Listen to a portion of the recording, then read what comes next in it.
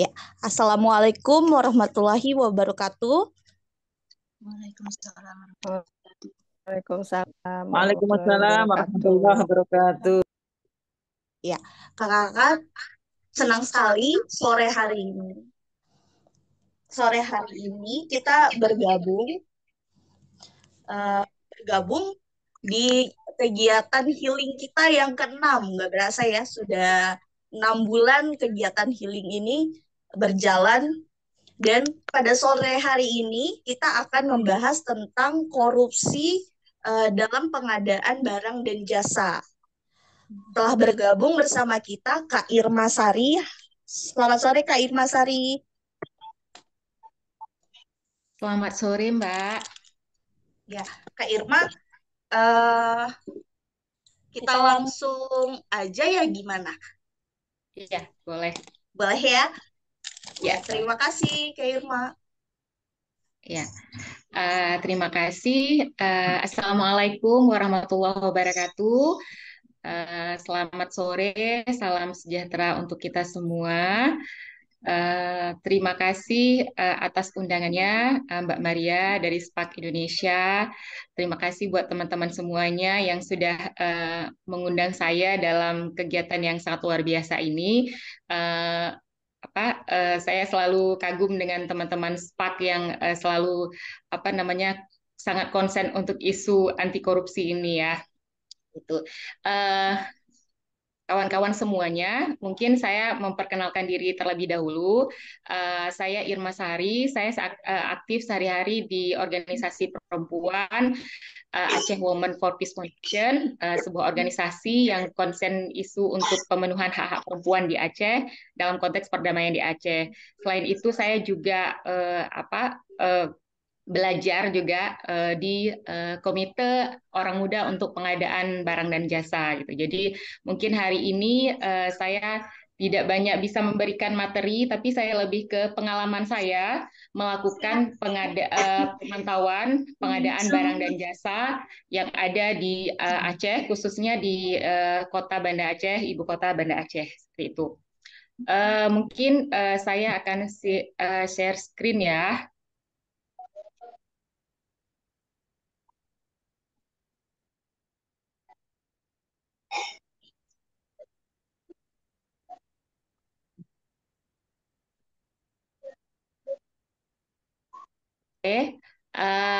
Ibu-ibu mungkin ada di antara ibu-ibu di sini. Mungkin ini kan dispak dari seluruh Indonesia ya, kalau nggak salah ya Mbak Maria ya.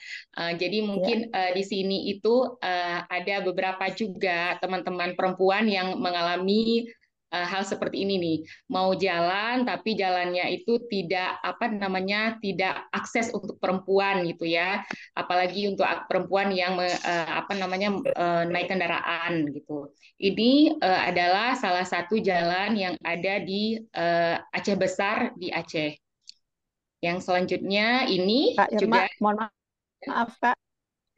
Kak Irma, mohon ya. maaf saya boleh di slide Kak? Gimana? Slide-nya boleh di slideshow Kak? Oke, ya. Slide ya, terima kasih. Oke, ya.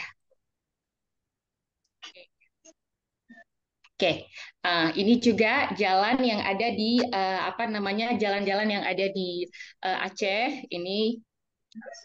Terus juga kita lihat ini jalan ibu-ibu membawa anak-anak, ngantar anak-anak ke sekolah, menggendong anak gitu. Jadi ini sangat tidak akses untuk perempuan gitu. Jadi banyak jalan-jalan di Aceh yang tidak akses untuk perempuan gitu ya. Kenapa saya juga sangat tertarik untuk melakukan pemantauan ini? Salah satunya itu karena memang kita melihat bahwa di Aceh itu punya dana otsus yang sangat luar biasa, triliunan, tetapi belum bisa menyentuh kebutuhan-kebutuhan perempuan gitu ya, belum bisa menyentuh kebutuhan-kebutuhan kelompok-kelompok rentan, kelompok-kelompok marginal lainnya gitu. Jadi saya bersama dengan teman-teman di Gerak Aceh, Gerakan Anti Korupsi di Aceh, bersama kami ada 10 orang pemuda melakukan pemantauan terhadap pengadaan barang dan jasa di Kota Banda Aceh. sebelum melakukan pemantauan, kita juga diberi kapasitas oleh teman-teman dari TI Transparansi Internasional Indonesia.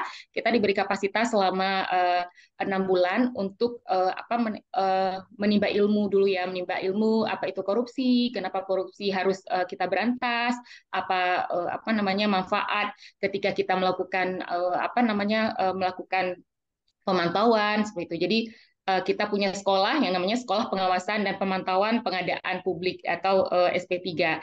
Ini kegiatan sekolah ini sudah berlangsung kalau di Aceh itu tahun 2021. Tapi saat ini teman-teman TI dan juga teman-teman di jaringan sedang melakukan sekolah pemantauan ini di beberapa wilayah. Di antaranya sekarang lagi ada di daerah Kupang dan juga di daerah Surabaya dan beberapa daerah lainnya di Indonesia. Kenapa korupsi pengadaan ini penting ya? Kenapa kita penting melakukan pemantauan terhadap pengadaan barang dan jasa? Karena memang korupsi di pengadaan barang jasa dan jasa ini secara kuantitas memang lebih banyak dibandingkan dengan non pengadaan. Akan tetapi dampak ekonomi yang muncul itu besar di non pengadaan. Tapi dampak korupsi di sektor pengadaan itu terletak pada buruknya kualitas barang publik itu sendiri. Misalnya saat pembangunan gedung sekolah, misalnya yang tidak sesuai dengan spek, yang anggarannya dipotong-potong, yang tidak dilakukan pemantauan terhadap pembangunan gedung tersebut, itu akan mengakibatkan ambruknya gedung sekolah dan mengancam nyawa siswa yang sedang belajar. Jadi sebenarnya kasus ini pernah juga terjadi di Aceh, itu di sekolah MIN, Madrasah Al-Ibtidaiyah negeri di Aceh. Jadi ketika anak-anak sedang belajar dan terjadi angin gitu ya, anginnya tidak terlalu kencang, tetapi anak-anak terkena puing-puing dari gedung sekolah yang rusak tersebut gitu. Jadi padahal anginnya itu nggak terlalu kencang gitu. Dan di sekolah-sekolah lain tidak ada gitu ya, tidak terdampak, hanya di satu sekolah itu saja. Ini membuktikan bahwa kualitas dari gedung sekolah itu memang bermasalah. Dan saat itu langsung ada tindakan dari kepolisian ya, kepolisian untuk mengambil tindakan terhadap kontraktor dari pembangunan gedung tersebut. Apa saja jenis-jenis korupsi dalam PBJ gitu ya? Jenis-jenis korupsi dalam PBJ itu yang pertama penggelapan, pemalsuan, penyalahgunaan wewenang, nepotisme, penyuapan, pemerasan, pilih kasih, menerima komisi, sumbangan ilegal, terus juga usaha sendiri. Ya, terus apa yang sudah dipantau oleh saya dan teman-teman saya gitu ya? Saya itu setelah mendapatkan pendidikan kita langsung terjun ke lapangan untuk melakukan pemantauan pembangunan gedung, pembangunan tempat cuci tangan, wastafel. Itu terjadi pada saat COVID-19 ya, pada saat COVID-19 itu pemerintah Aceh dalam hal ini Dinas Pendidikan Aceh mereka mengusulkan adanya pembangunan tempat cuci tangan atau wastafel dengan nilainya yang sangat luar biasa yaitu 44 miliar dengan metode pengadaan langsung kepada 390 paket gitu ya. Kenapa ini kita pantau? Karena memang dana yang sangat besar tetapi tidak memberikan kebermanfaatan buat masyarakat. Yang pertama itu soal metode kita melihat bahwa ada salah penggunaan anggaran di sini. Di salah satunya adalah melakukan pengadaan langsung kepada 390 paket. Padahal sebenarnya dengan dana yang 44 miliar ini mereka harus melakukan dengan cara tender gitu ya, bukan dengan pengadaan langsung itu karena dananya yang sangat besar 44 miliar. Setelah itu kita juga langsung turun ke lapangan untuk melihat apa benar pembangunan wastafel ini gitu ya dengan anggarannya 122 juta untuk satu paket gitu. Jadi 122 juta dikalikan 390 paket itu totalnya menjadi 44 miliar gitu. Jadi setelah kita langsung ke lapangan kita melihat bahwa di sana itu proyeknya itu tidak sempurna dilakukan gitu ya. Saya mengunjungi 3 sekolah di Kota Banda Aceh dan beberapa sekolah ada di kabupaten kota gitu. Jadi itu memang pipa sambungan itu tidak terpasang dengan baik. Terus juga keran airnya tidak berfungsi dan wastafel-nya memang betul-betul rusak dan tidak bisa digunakan gitu ya. Terus juga ini contoh wastafel yang sudah menggunakan anggaran yang cukup fantastis ya. Mereka di sekolah SMA 3 Banda Aceh, ini adalah sekolah favorit di Banda Aceh. Ini di wastafelnya itu ada 11 wastafel seperti ini, dan 1 tangki untuk penyimpanan air. Ini wastafelnya tidak dipakai sama sekali, karena memang sambungannya di bawah tidak sempurna, dan juga ini kerannya tidak bisa dipakai gitu. Jadi ini akhirnya anak-anak di sekolah itu menaruh bunga di atas wastafel ini gitu ya, karena memang wastafel ini tidak bisa digunakan sama sekali gitu. Selanjutnya saya mungkin akan cerita lagi tentang wastafel. Jadi di sekolah ini selain ada wastafel yang dibangun oleh pemerintah yang tidak bisa dipakai, mereka juga membangun wastafel sendiri gitu, karena memang wastafel ini tidak sempurna, jadi mereka membangun kembali wastafel. Setelah kita melakukan pengadaan pemantauan pengadaan ini, kita coba mengadvokasi ya, kita mengadvokasi melalui jurnalis gitu ya, langsung terus ke masyarakat sipil gitu yang lainnya.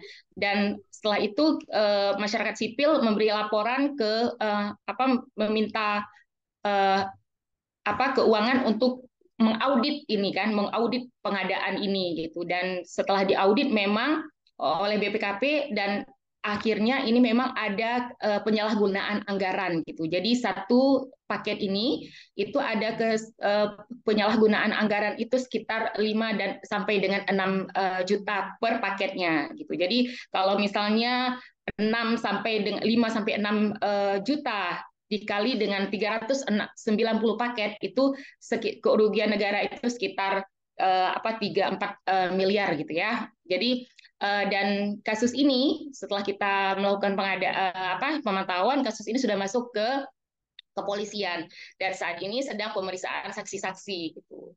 Jadi ini yang sudah kita pantau, yang sudah saya pantau bersama dengan teman-teman kita di Aceh itu.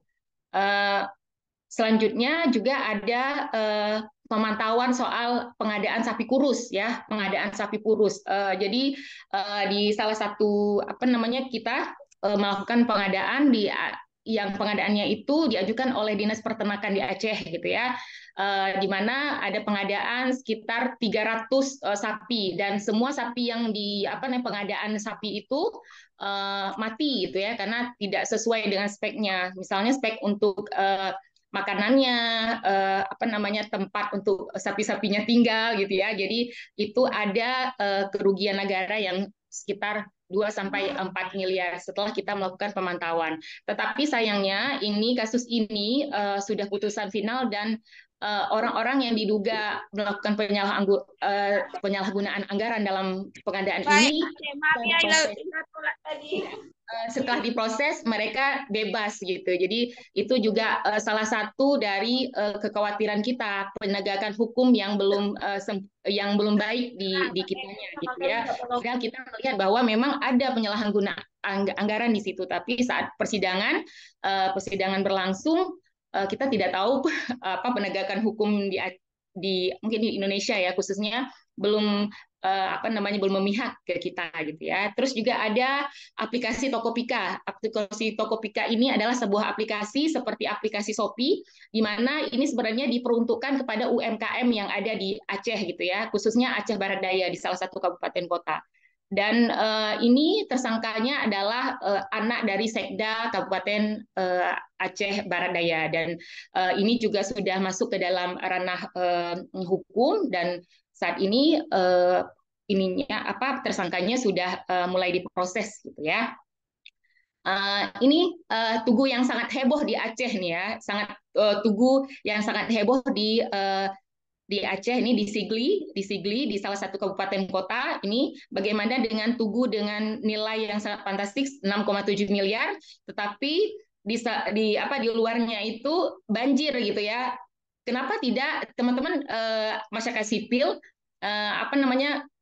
coba memprotes ya, kenapa Tugunya yang sangat besar, fantastis nilainya, tetapi jalanan masih banjir gitu. Kenapa nggak diurusin banjir dulu gitu ya? Yang aksesnya itu sangat dekat dengan masyarakat. Untuk apa sih Tugu gitu ya? Untuk apa Tugu kalau misalnya masih akses jalan aja masih rusak gitu. Jadi ini yang sangat fantastis dan ini jadi meme ya untuk orang-orang di Aceh ini. Misalnya kayak kemarin saat Palestina dan Israel perang itu ini dijadikan saya ini bom loh yang dari Aceh gitu. Jadi ini jadi meme yang karenanya uh, ini tidak layak lah gitu untuk kita dengan nilai yang sangat luar biasa seperti ini gitu ya.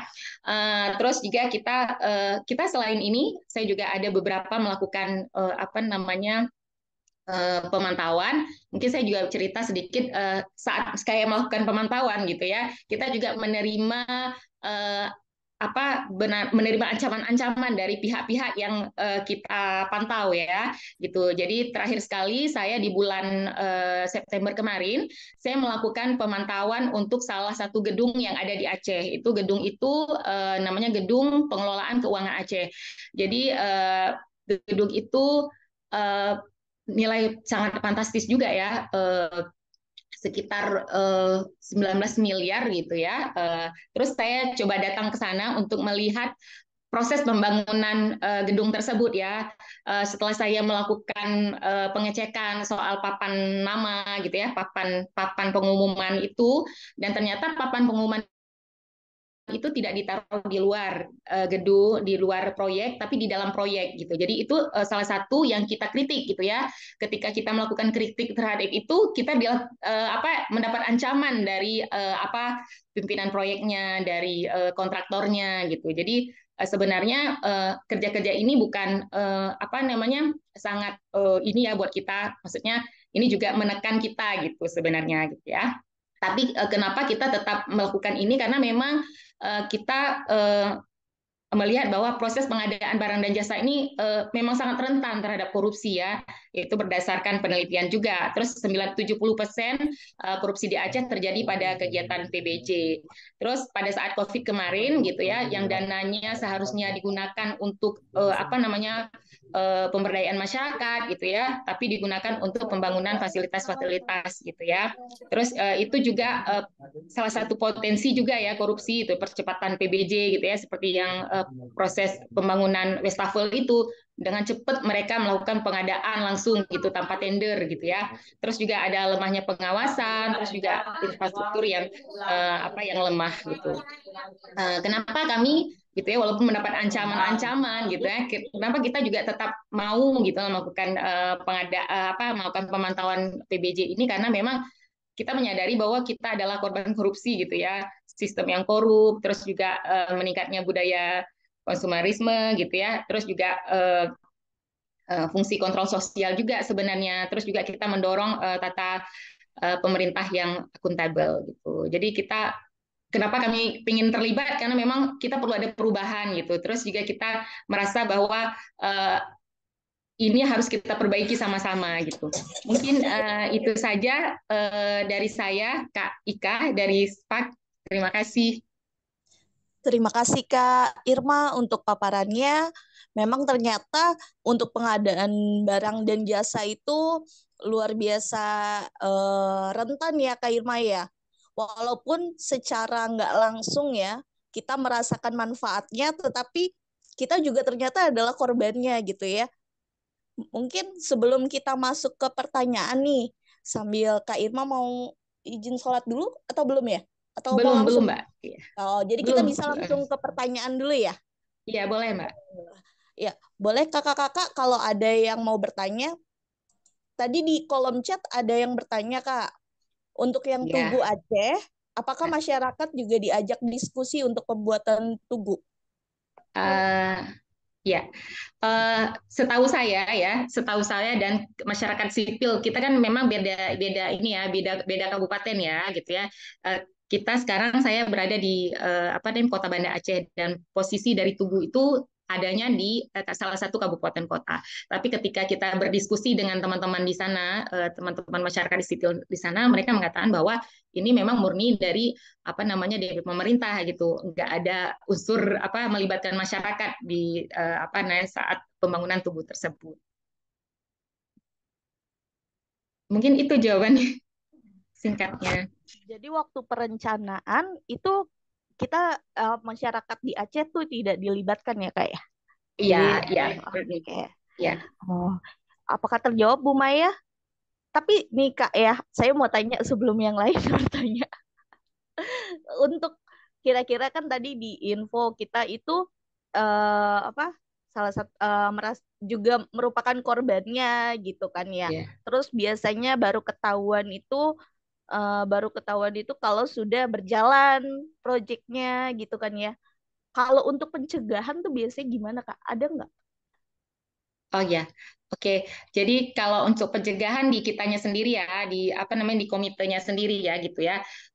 Biasanya kita kan melakukan advokasi ya, kan kita sebelum melakukan pemantauan kan kita cek dulu nih di LPSE ya, Lembaga Pengadaan Sistem Elektronik gitu ya. Jadi misalnya tahun ke depan nih mau ada pengadaan apa gitu ya, kita bisa ngecek tuh, mau ngecek tuh pengadaan apa gitu ya, terus dananya berapa gitu. Biasanya kita langsung advokasi. Itu kita pernah melakukan advokasi untuk pengadaan gorden, sama juga kayak di Jakarta dulu juga ada kan pengadaan gorden ya. Di Aceh juga ada pengadaan gorden dan isi apa alat rumah anggota DPR A gitu, Dewan Perwakilan Rakyat Aceh gitu ya, DPRA kita gitu. Jadi kita melihat bahwa anggarannya itu sangat fantastis gitu. Jadi kita coba melakukan advokasi melalui media massa biasanya kita sangat erat hubungan dengan teman-teman jurnalis gitu. Jadi ketika misalnya kita sudah melakukan pemantauan itu, kita biasanya diskusi dengan kawan jurnalis, yuk kita naik ini berita ini gitu. Jadi nanti sehingga nanti kan masyarakat nih terus di media sosial juga jadi heboh gitu ya, jadi heboh dan akhirnya itu diputuskan untuk tidak jadi dilaksanakan. Biasanya seperti itu. Itu yang kita lakukan ya. Ya selemah-lemahnya iman kita lah para apa namanya komite ini ya apa komite pengadaan ini ya komite pemantau pengadaan ini gitu. Itu yang sudah kita lakukan gitu.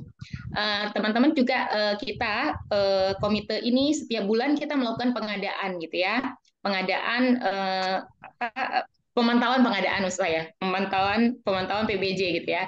Misalnya saat ini saya sedang melakukan pemantauan untuk pembangunan rumah sakit regional gitu ya, di mana rumah sakit regional itu yang ada di Aceh Tengah di kabupaten kota itu belum digunakan, belum diresmikan, tapi sudah ambruk gitu ya, sudah tidak bisa digunakan gitu. Jadi lantai duanya ambruk gitu. Jadi setelah kita dapat informasi itu, kita langsung melakukan pemantauan gitu melalui LPSE gitu ya, sirup LKPP, kita coba mencari, men-tracking gitu ya. Berapa nih dananya gitu? Oh, dananya tuh 10 miliar gitu. Dananya berapa? Oh, ini kayaknya nggak masuk akal nih gitu ya. Jadi kita langsung advokasi ke teman-teman gitu ya, advokasi ke teman-teman apa jurnalis gitu, ke teman-teman gerakan anti korupsi gitu. Kita diskusi sama-sama, kita ngambil ruang untuk berdiskusi. Oh, ini udah cocok nggak nih?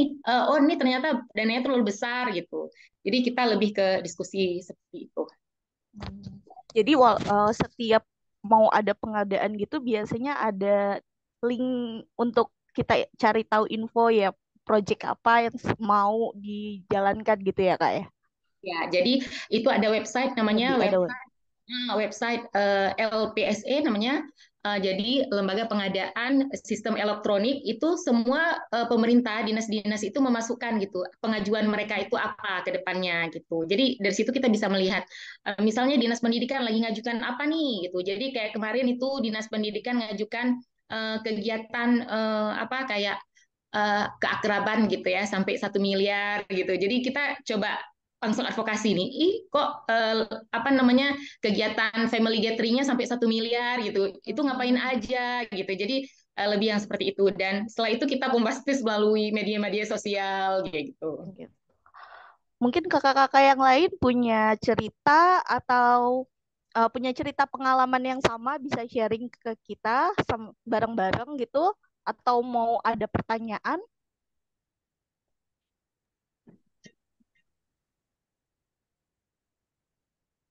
Dan yang rentannya tadi seringkali kakak sambil menunggu ya kak, Iya, boleh. rentannya itu seringkali itu di penunjukan langsung ya, vendor Iya, penunjukan langsung ya kak ya. kita langsung karena kan memang sebenarnya kan dana itu kan ada ini ya rentan dananya ya. Misalnya dana 1 juta pengadaan untuk 1 juta, jadi nggak perlu tender, itu boleh penunjukan langsung gitu. Jadi itu Iya. ada di undang-undangnya gitu ya. Saya nggak ingat betul berapa nilai-nilainya, tapi itu ada gitu ya di undang-undang. Misalnya udah lewat dari berapa miliar, itu berapa apa namanya harus melalui metode apa seperti itu. Tapi di LPSE mungkin nanti ke depan ya mungkin teman-teman dari TI Indonesia bisa ngajarin nih teman-teman dari SPAK bagaimana melakukan langsung apa namanya tracking gitu ya. Yang seperti saya katakan tadi bisa tracking melalui LPSE, terus tracking melalui sirup LKPP, terus juga di ICW mereka punya website juga namanya Open Tender gitu. Jadi kita bisa lihat nih berapa apa proyek apa-apa aja yang sedang berlangsung saat ini gitu ya untuk di nasional, untuk di kabupaten kota, di provinsi gitu. Jadi itu bisa kita tracking gitu. Oke, terima kasih Kak. Kakak-kakak yang lain mungkin ada di info, ada ini, ada pertanyaan atau ada cerita ya Kak ya. Mungkin di Iya, daerahnya masing-masing ada nih cerita tentang pengadaan barang dan jasa gitu ya. Ada yang aneh-aneh dalam prosesnya gitu. iya boleh boleh di sharing gitu. Kalau di Aceh mungkin banyak ya, banyak sekali tuh pengadaan-pengadaan yang apa namanya yang diduga itu apa namanya ada penyalahgunaan anggaran di dalamnya gitu ya. Karena sebenarnya kalau di Aceh itu banyak sekali ya. Kadang-kadang media juga apa namanya membombastis ya apa namanya pengadaan-pengadaan ini yang besar gitu. Tapi kadang-kadang kita nggak punya sumber daya untuk melakukan pemantauan langsung gitu ya, karena memang tidak banyak orang yang memang berani untuk yang tidak berani dan belum berminat ya untuk melakukan pemantauan ini gitu. Jadi sebenarnya kasusnya banyak sekali dan sebenarnya kalau misalnya kita berani atau mau melakukan apa pemantauan ini, mungkin kita bisa apa ya bilangnya bisa mengurangi apa penyalahgunaan anggaran gitu. Jadi mungkin Ini memang harus banyak orang yang mau dan punya minat untuk melakukan pemantauan pengadaan barang dan jasa ini. Seperti yang saya bilang tadi bahwa uh, potensi korupsinya itu sangat-sangat besar di bidang ini gitu di 70% ya Kak ya, lebih dari 70%. setengah Ya. berarti. Ya, ini ada Kak Fatma dari Bengkulu tadi raise hand Kak Fatma. Iya. Kak Fatma,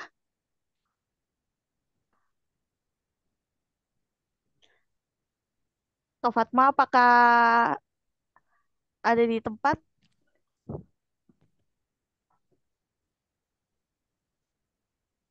Halo, selamat sore teman-teman. Sore, sore Kak Fatma. Oke, eh, salam kenal ulang. Saya Padma, agen SPAK Provinsi Bengkulu. Eh, saya mau sharing mungkin ya Kak ya, boleh ya? Boleh Kak, boleh banget. Oke, eh, saya mau sharing pengalaman saya menjadi salah satu pengurus komite di salah satu sekolah di tempat saya. Eh, kalau tadi topiknya adalah bagaimana kita mengantisipasi korupsi soal pengadaan barang ya. Nah, di sekolah tempat saya itu saya melihat bertahun-tahun misalnya pengadaan barang yang berulang di setiap tahunnya, cuman setelah di cross check ternyata itu tidak ada. Nah, ketika saya menjadi salah satu pengurus, saya mencermati, saya evaluasi gitu ya. Ternyata memang nggak ada dari 3 tahun saja di pengurus itu, misal pengadaan Infokus. Ternyata yang dilaporkan ada Infokus lama yang tahun pengadaannya sudah beberapa tahun yang lalu, misalnya 5 tahun atau 6 tahun yang lalu. Kemudian setelah saya mengcross check ke lokasi, ya memang nggak ada gitu kan. ternyata memang nggak diadain, hanya laporannya aja. Soal soal laporan pertanggungjawaban misalnya nota pembelian faktur gitu ya, ada di tahun yang bersangkutan. Tapi ternyata ketika tercek itu tidak ada. Maka waktu itu saya cukup menghebohkan juga. Mungkin selama ini nggak ada pengurus komite yang melakukan hal-hal yang demikian. Tidak pernah cross check di lapangan gitu ya. Tapi ketika saya melakukan cross check di lapangan dan ternyata tindakan yang saya ambil itu saya justru dibenci sama teman-teman saya sama komite gitu kan. Mungkin nggak lazim ya melakukan hal-hal yang begitu. Mungkin dianggap menghantu-hantui sekolah gitu. Tapi bagi saya waktu itu tetap saya lakukan sendiri walaupun teman-teman saya yang tidak melakukan. Dan saya sampaikan kembali hasil evaluasi saya bahwa itu tidak ada. Dan beberapa saat kemudian, selang beberapa minggu, mereka buru-buru mengadain gitu. Mengadakan beberapa tahun yang sebelumnya bisa pengadaan fokus segera diadain kayak gitu.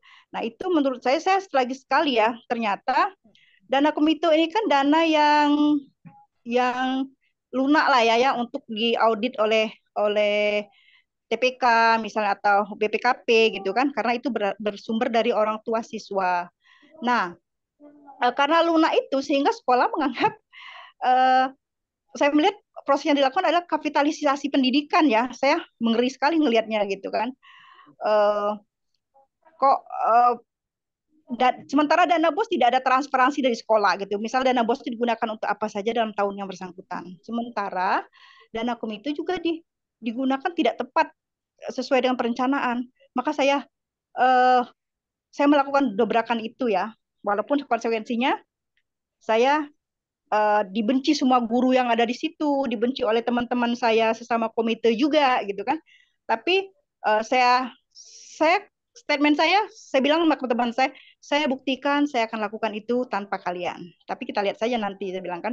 Nah, alhamdulillah bisa saya atasi. Nah, namun itu hanya satu sekolah saja yang dapat saya pantau di tempat saya. Bagaimana di sekolah-sekolah lain kayak gitu ya? Di tempat saya nggak tahu lah, mungkin di tempat teman-teman lain mungkin enggak ya. Tapi di tempat saya di sekolah tempat saya itu kayaknya bahkan ada yang lebih parah dari itu gitu kan. Itu kawan-kawan yang saya share beberapa tahun terakhir saya menjadi pengurus komite dalam pengadaan barang di sekolah dengan menggunakan dana komite kawan-kawan. Terima kasih dari saya Bengkulu. Terima kasih Kak untuk sharingnya. Memang itu kasihan murid-muridnya ya Kak ya. Harusnya merasakan apa tadi pengadaan barang apa tadi Infokus ya? Infokus ya. Iya, harusnya pakai yang baru tapi malah mereka tetap pakai yang lama ya. Iya, dan memang transparansi itu memang butuh keberanian. Benar Betul. ya. Dan ada Keberanian. konsekuensi mestinya kan. Iya. Ini ada pertanyaan lagi, Kak. Apa langkah-langkah atau tahapan-tahapan yang dilakukan dalam melakukan pemantauan dan tantangan yang dihadapi di lapangan dalam melakukan pemantauan tersebut? Oke, baik. Pertanyaan dari Ibu Judi.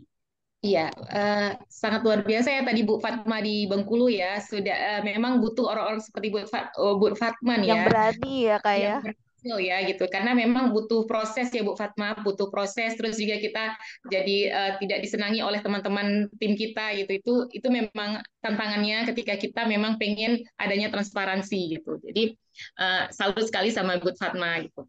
Dan itu juga terjadi di sekolah-sekolah di Aceh gitu ya, apalagi sekolah-sekolah swasta yang memang dana komitenya itu cukup besar gitu ya, satu semester bisa sampai 2 jutaan gitu. Jadi memang butuh orang-orang seperti Bu Fatma yang berani untuk menyuarakan gitu.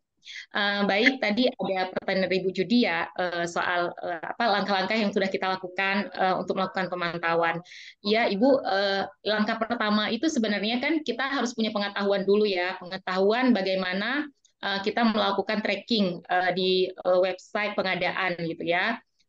Yang pertama, kalau kita sendiri di Aceh, Komite Orang Muda untuk Pemantau Barang dan Jasa, kita melakukan yang pertama itu kita diberi kapasitas di sekolah pengadaan barang dan jasa itu setelah kita melakukan sekolah, kita juga langsung melakukan pemantauan melalui tracking media gitu, tracking media, terus tracking website yang resmi, misalnya LPSE gitu.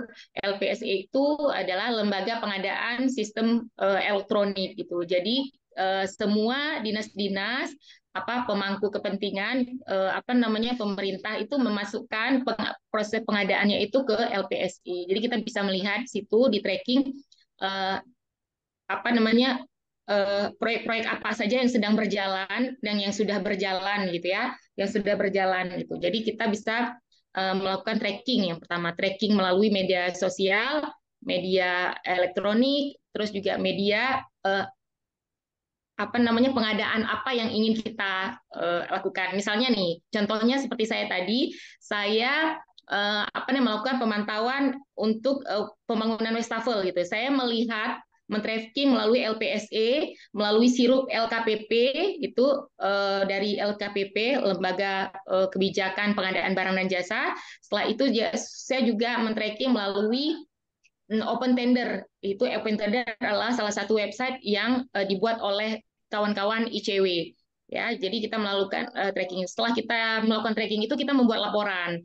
Laporan itu sudah selesai, kita membuat laporan. Setelah itu kita terjun ke lapangan. Langsung kita lihat di lapangan, benar nggak apa yang sudah terjadi, misalnya gitu. Misalnya nih pembangunan gedung atau pembangunan gedung pengelolaan keuangan Aceh yang saya lakukan kemarin. Itu dananya itu 9 miliar gitu di tahap satu, karena itu multi year gitu, 3 tahun. Tahap satu misalnya 9 miliar, benar nggak prosesnya itu sampai mana aja? Apa sampai lantai 2 saja, karena proses pengembangan gedung itu 9 lantai. Apakah betul sampai udah selesai di tahap 2 lantai gitu? Setelah kita tracking di sana, setelah kita langsung terjun ke lapangan, ternyata tidak gitu ya, tidak ada pembangunan sampai ke situ, cuma baru fondasi saja gitu. Jadi kita juga buat di laporannya bahwa ini gitu.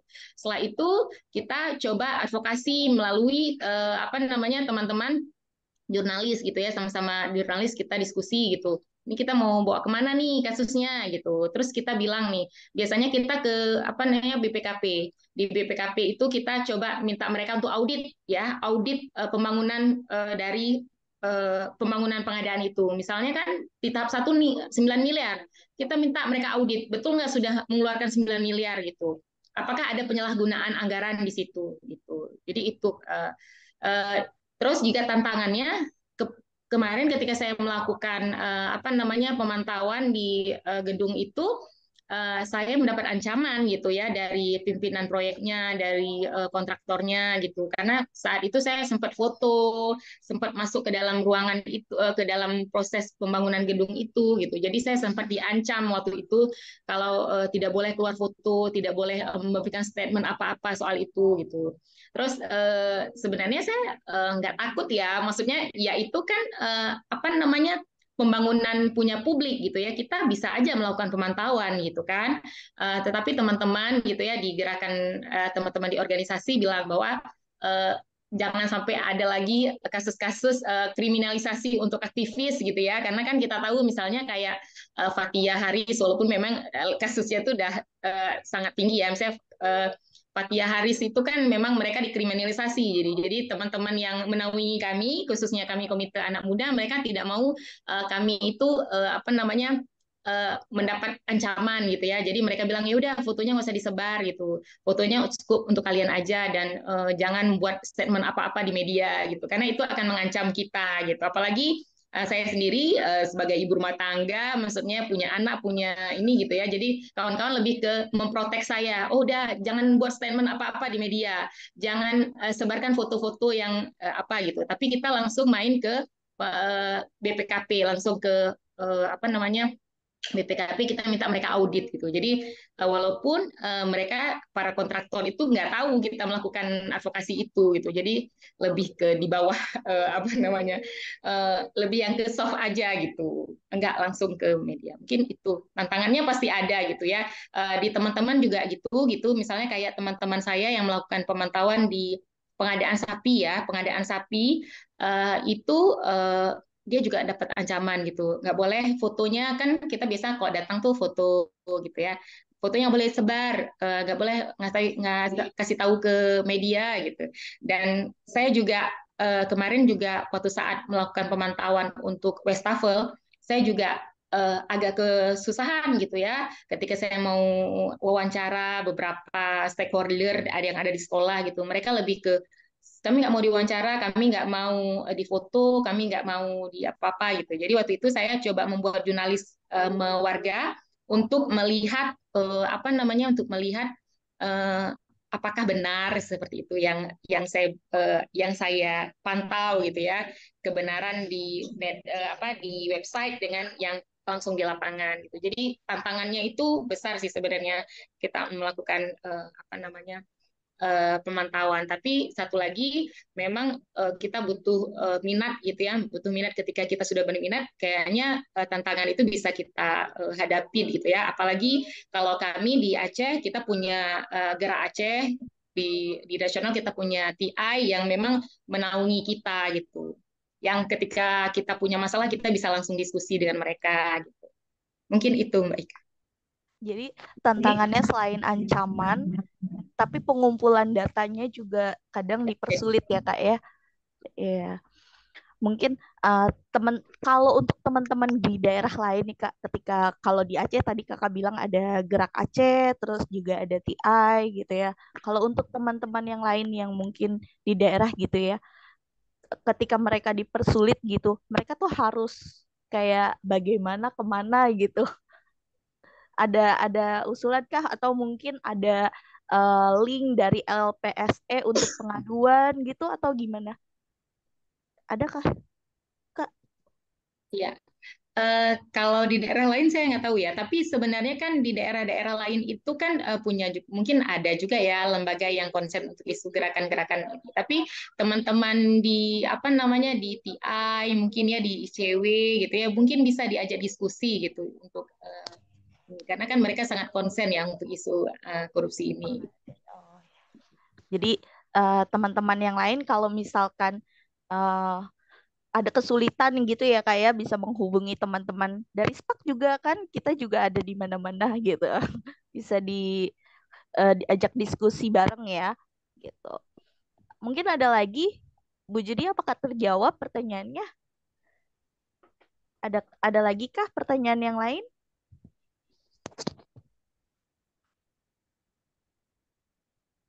Oh, Saya mau bertanya Kak Irma. Oh, ada Kak Maria.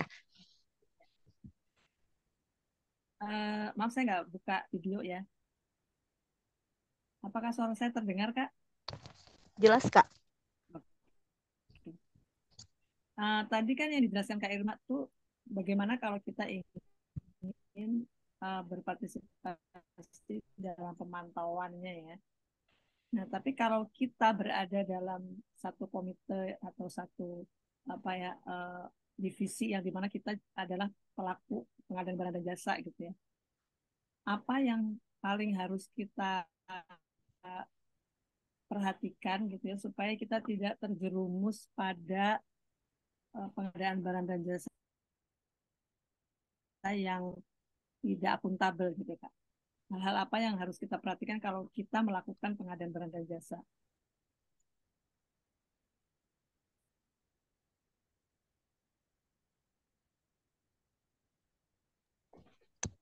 Mungkin tadi agak kurang kedengaran ya, tapi yang saya tangkap aja nih ya, Maria ya.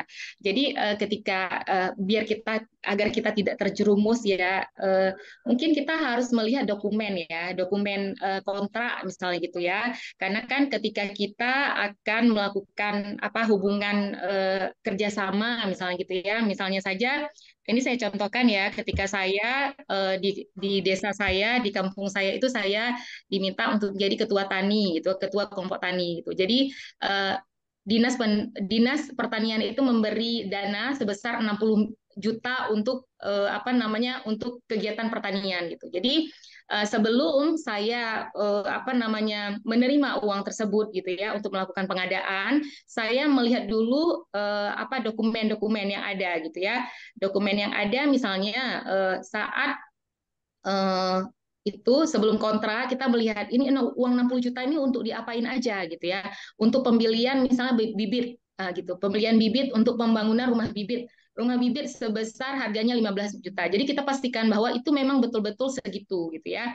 Kita harus pastikan itu. Terus juga kita saat kontrak juga gitu. Kita melihat dokumen kontraknya, benar nggak gitu. Yang diberikan 60 juta benar nggak yang kita tanda tangan itu 60 juta gitu. Jadi mungkin itu kita harus melihat dokumen kontraknya dulu. Terus juga kalau misalnya kita mau juga kita harus melihat di LPSE tadi, Lembaga Pengadaan Sistem Elektronik. Benar nggak Dinas Pertanian itu telah mengusulkan untuk apa namanya kegiatan pertanian desa ini gitu sebesar 60 juta gitu. Jadi kita lebih ke melihat dulu dokumen-dokumen sebelum kita melakukan tanda tangan kontrak. Setelah itu juga, setelah kita tanda tangan kontrak, kita terima uangnya juga, kita juga harus sesuaikan gitu dengan apa namanya kontrak tersebut gitu ya. Misalnya pembelian bibit sebesar 60 apa namanya 30 juta. Berarti kita membelanjakan sebesar itu gitu. Walaupun memang tantangannya ya di masyarakat itu kan ada ini ya banyak tantangan kalau ada juga dinas-dinas yang nakal gitu ya, yang mereka masih minta gitu ya, minta atau dan istilah ya potong pajak dulu nih Bu gitu, potong pajak deh. Terus kita juga harus ini ya harus sesuai gitu. Misalnya mereka itu potong pajak Bu, ada potong pajak nih 11% gitu. Jadi kita juga harus lihat benar nggak potong pajak 11%, benar nggak mereka setor pajak gitu. Jadi kita harus betul-betul memperhatikan itu gitu. Misalnya kita biasa terima uang 60 juta tapi dipotong pajak 10 juta gitu. Jadi kita lihat, Bu, mana setoran pajaknya? Katanya udah dipotong 10 juta, mana setorannya gitu. Jadi mulai dari situ juga gitu. Terus juga saat pembelanjaan, misalnya pembangunan misalnya 15 juta, ya kita 15 juta gitu. Bu, ini boleh tuh kalau misalnya nanti 13 juta aja, nanti 2 juta itu boleh untuk Ibu misalnya gitu. Ya, itu kan soal integritas ya kawan-kawan ya. Kalau misalnya memang kita punya integritas, kita pasti bilang, "Oh, ya untuk apa uang 2 juta itu? Ya udah 15 juta biar pembangunan itu bagus gitu ya. Yang sesuai spek itu 15 juta ya udah 15 juta gitu. Jadi mungkin mulai dari diri kita sendiri dan juga memperhatikan aturan-aturan yang ada. Mungkin itu. Mohon maaf kalau kurang. Jadi bukti-bukti lampirannya tuh harus kalau pajak harus ada bukti setornya gitu ya. Kalau barang benar ada bukti foto bahkan ya Kak ya. Dan kalau dia jasa ada laporan pekerjaannya gitu ya Kak ya. Hmm, gitu Kamar. Dan Oke. memang Terima kasih ya kita Kak. harus cek pasar juga ya Kak ya. Kira-kira harganya tuh sesuai nggak gitu ya dengan misalkan kayak buat wastafel, harga wastafel tuh berapa sih sebenarnya gitu kayak ada Ya, kemungkinan di markup nggak gitu ya? ya, betul betul. Iya, jelas sekali Kak. Mungkin ada yang lain? Ada pertanyaan yang lain?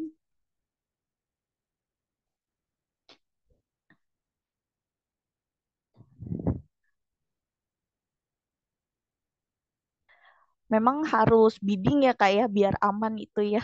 Jadi kita ada minimal kan 3 penawaran gitu ya.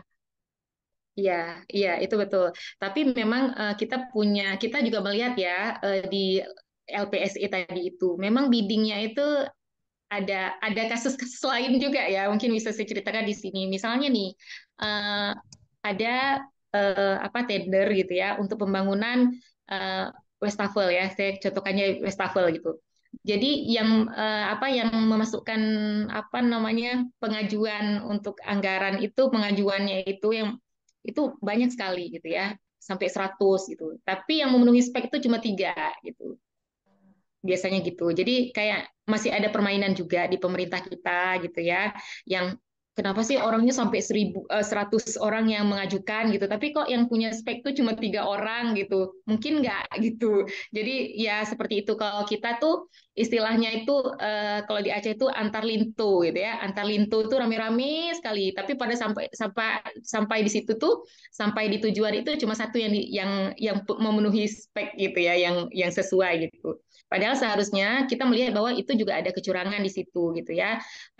Terus juga ada kayak pinjam bendera istilahnya gitu. Misalnya satu satu ini gitu, satu satu perusahaan mereka itu pinjam bendera ke perusahaan lain atau sebenarnya itu aja merekanya gitu. Jadi biar biddingnya itu rame, peminatnya rame gitu, tapi yang diterima ya itu gitu ya, Orangnya sama gitu ya. orangnya sama gitu. Itu juga kita pernah melakukan pemantauan itu dan kita melihat bahwa memang ada kecurangan-kecurangan yang memang terjadi gitu ya. Pantas celahnya sampai 70% ya Kak ya. Besar. Karena celahnya memang banyak banget gitu ya. Di pengadaan barang dan jasa. Terima kasih banget loh Kak Itma. Banyak banget info yang kita dapat sore hari ini ya kakak-kakak. Ada lagi Kak yang mau bercerita gitu di tempat kerjanya mungkin atau di daerahnya secara nggak langsung terlibat atau melihat gitu. Ada yang mau sharing? Saya boleh sharing lagi nggak, Kak? Oh, boleh Kak, boleh Kak. Maaf ya berulang-ulang kayaknya. Iya nggak apa-apa Kak. Oke deh. Saya mau sharing soal DD nih, dana desa ya. Jadi eh, saya ikut juga dalam mengelola dana desa sebagai tim pelaksana kegiatan. Nah, di tahun 2022 kemarin, saya adalah sekretaris TPK-nya. Nah, ketika saya masuk di dalam lingkungan itu, saya melihat memang waktu pengadaan-pengadaan, benar kata Kak Irma tadi, memang misalnya soal vendor saja, vendor tuh hanya formalitas saja sebagai syarat untuk mengikuti tender gitu kan.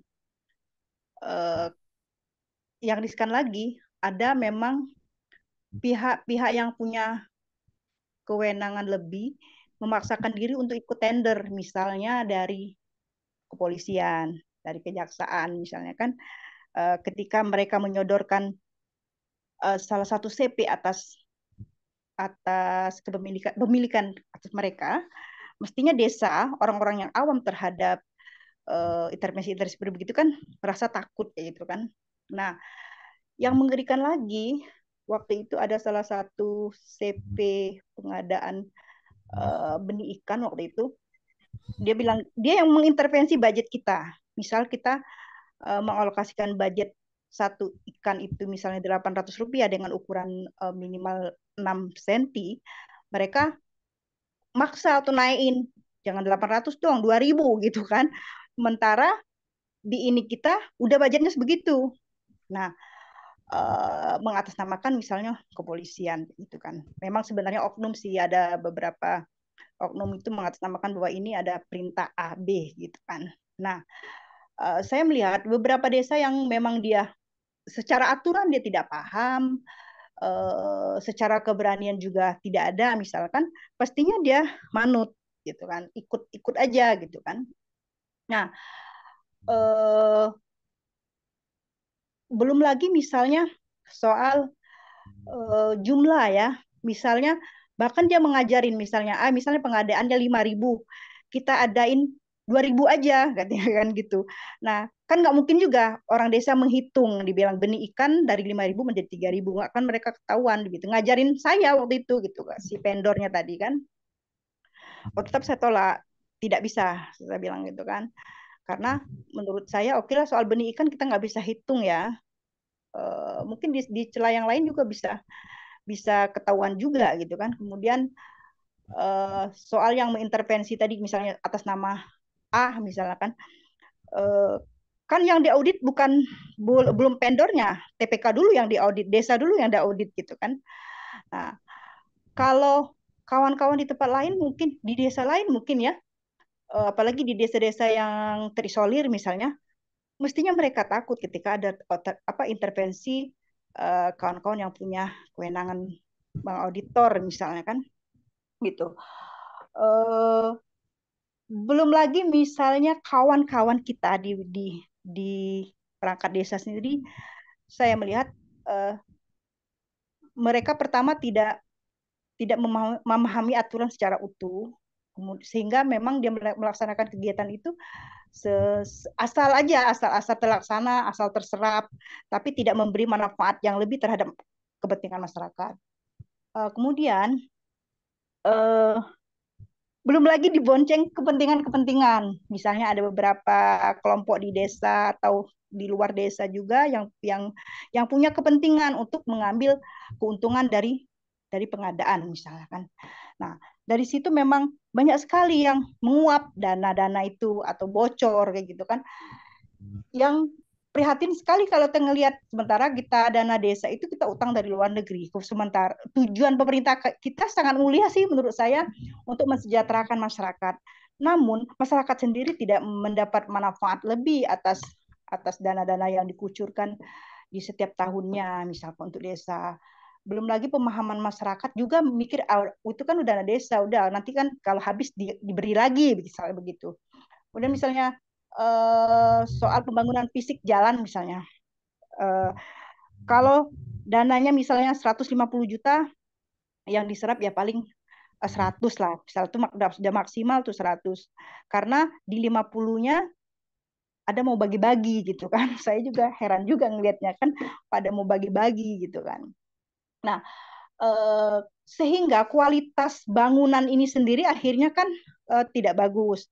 Misalnya jalan yang seharusnya bisa untuk 10 tahun misalnya belum serah terima juga orang udah rusak gitu kan. Nah, kalau kalau saya berpikir ya dalam proses ini kita lihat pertama memang kita perlu meningkatkan SDM pengelola kegiatan kali ya. Satu, kemudian perangkat desa juga perlu ditingkatkan kapasitasnya, pemahamannya, misalnya kan eh, memahami regulasi, bagaimana melaksanakan suatu kegiatan misalnya. Tapi kadang-kadang lagi juga oknum mungkin ya udah terbiasa dari dulu kalanya begitu kayaknya kalau saya lihat oh, udahlah yang penting kan tahun-tahun belum juga seperti itu gitu kan. Nggak ada audit sehingga ketika wartawan datang, pihak penyidik datang misalnya kan mereka eh, apa senang gitu, yang penting siapin amplop kayak gitu kan, saya lihat gitu. Sehingga tidak muncul, tidak tidak naik beritanya, walaupun secara kualitas mungkin itu tidak memenuhi kayak gitu kan. Belum lagi misalnya di tingkat pendamping sendiri, kan biasanya ada apa verifikasi juga ya di tingkat pendamping. Ya pendampingnya juga kadang-kadang bermain kayak gitu kan, eh, supaya dia dapat juga dari proses itu gitu kan. Maka saya lihat waduh prihatin sekali kayak gitu kan ketika saya masuk di wilayah itu gitu. Nah, namun saya berusaha pertama saya pahami dulu aturannya. Setelah saya paham aturan, wah ini bocornya di sini di sini. Saya pelan-pelan meluruskan kayak gitu kan. Walaupun sebenarnya agak sulit sekali itu untuk diluruskan ya. Nah, eh, ternyata apa yang saya lakukan itu ternyata menurut kawan-kawan ya itu tadi salah besar kayak gitu kan. Sok tahu, sok pinter kayak gitu. Tapi tetap dilakukan karena apapun hasilnya setidaknya kalau saya pikir setidaknya tidak semua orang tutup mata atas proses ini gitu Kak. Itu aja Kak ya. Terima kasih Kak. Terima kasih sharingnya Bu Fatma.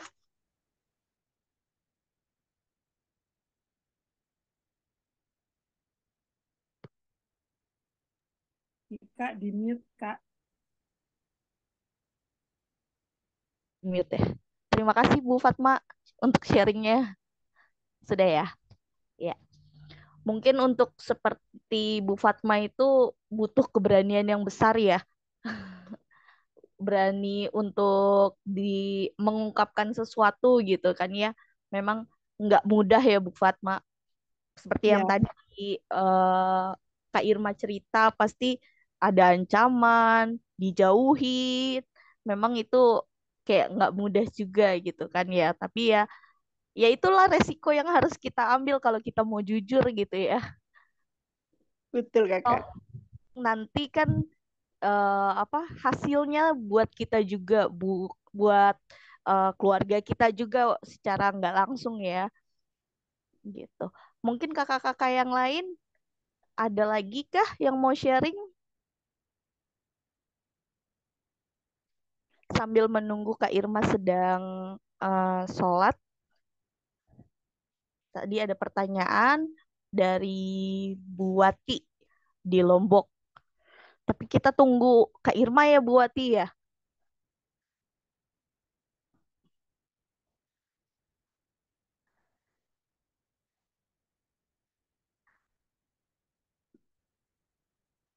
Adakah yang mau bercerita lagi? Kalau misalkan ada mengalami kejadian-kejadian seperti Bu Fatma tadi, kakak-kakak,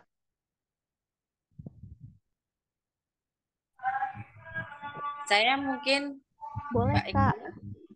Ya, Silakan Kak. selamat malam dan mengenal dari saya Tias dari Gresik, Ya, Surabaya. Saya sebagai guru di sini terjun langsung di sekolah. Ya, kalau saya mendengarkan eh, ceritanya Bu siapa tadi? Irma ya. Bu Fatma Bu atau Kak Irma. Ya, itu kan eh, besar sekali untuk biaya-biayanya itu. Nah, kalau saya di sekolah ini yang kami cermatikan pengadaan eh, seragam di sekolah kayak gitu itu ya.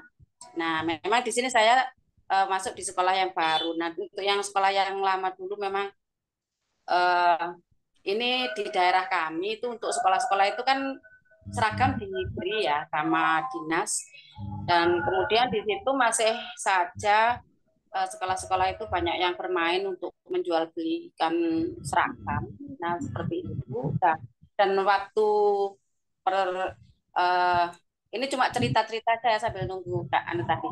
Nah, di situ anak saya kan juga terjun di sekolah. Di sekolah situ kemudian diminta bantuan untuk di koperasi.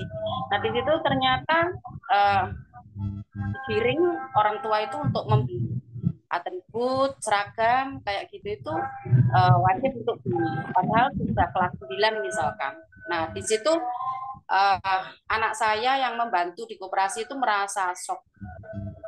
Merasa nggak terima sebenarnya karena melihat orang tuanya mungkin ya keberadaannya uangnya nggak cukup kayak gitu itu, tapi anak saya beli saja semampunya beli apa yang ada. Ternyata temannya yang di koperasi, teman guru itu menegur, jangan begitu, biarkan beli semua. Nah, anak saya kan nggak tega melihat seperti itu, rasanya uh, saya nggak bisa kerja di sini.